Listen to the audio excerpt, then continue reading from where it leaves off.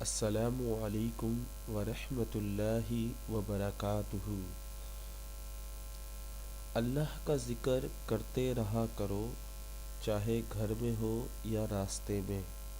اللہ کا ذکر کرتے رہا کرو، چاہے گھر میں ہو یا راستے میں، کیونکہ جس چیز کے سامنے اللہ کا ذکر کرو گے، وہ پتھر ہو، پھول ہو، درخت ہو یا کچھ بھی ہو، جس چیز کے سامنے آپ ذکر کرو گے، اس رب کائنات کا، اس خالق کائنات کا، اس رب عظیم کا، قیامت کے دن گواہی دے گی وہ چیز، وہ پھول، وہ پتھر، وہ چیزیں اس بات کی گواہی دیں گی کہ تم اللہ کا ذکر کرتے رہے ہو۔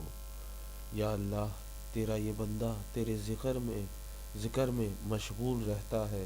قیامت کے دن وہ اس طرح گواہی دیں گے کہ یا اللہ، تیرا یہ بندہ ہمارے سامنے تیرے ذکر میں مشغول رہتا تھا، آپ نے ایک ایویڈنس بنا دیا۔ آپ کا جسم، آپ کی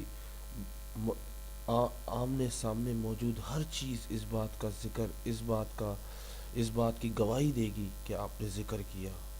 امید کرتا ہوں آپ اللہ کا ذکر کرنا شروع کر دیں گے، کیونکہ صرف سبحان اللہ، الحمدللہ، اللہ اکبر، استغفر اللہ، الحمدللہ کہنے میں کوئی حرج نہیں ہے، مگر دل سے کہیں اور اس کا مطلب جان کر کہیں۔ یعنی آپ کو مطلب پتہ ہونا چاہیے کہ آپ کیا کہہ رہے ہو، آپ کس چیز کا ذکر کر رہے ہو۔ فار ایگزامپل، اللہ اکبر بول رہے ہو لیکن آپ کو نہیں پتہ کیا مطلب ہے۔ اللہ سب سے بڑا ہے۔ استغفر اللہ، یا اللہ تو مجھے بخش دے، یا اللہ تو مجھے معاف کر دے۔ جب آپ کو یہ پتہ ہوگا اس کا مطلب ہے، تو آپ کو مزہ آئے گا ذکر کرنے میں، اور جب آپ کو مزہ آئے گا تو پھر دیکھیں آپ کو کتنا سکون ملے گا، کیونکہ بہت بہت لوگوں کو شاید یہ بات معلوم ہو کہ سکون صرف اللہ کے ذکر سے ملتا ہے، لیکن کوئی اس پر عمل نہیں کرتا۔ سب اپنا سکون پتہ نہیں کہاں کہاں تلاش کرتے ہیں، لیکن کوئی ذکر کر کے سکون تلاش کرنے کی کوشش نہیں کرتا۔ تو میں امید کرتا ہوں آپ لوگ اللہ کا ذکر کرتے رہیں گے، ہر وقت گھر میں ہوں یا راستے میں ہوں، اور میرے لیے بھی دعا کریں گے اور اپنے لیے بھی دعا کریں۔